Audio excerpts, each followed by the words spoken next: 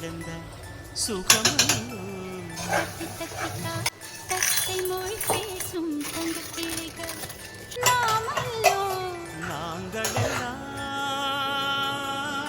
ஒரு உயிர்தான். நடந்து வந்தால் ஓர் நிழல்தான். நாம் சிறியலி செய்தான் அத்திய திட்டம் அத்தை மடி மேலே ஆடி கிடந்தார் வேதாவோட ப்ரிப்பரேஷன் சாஃப்டா வருது.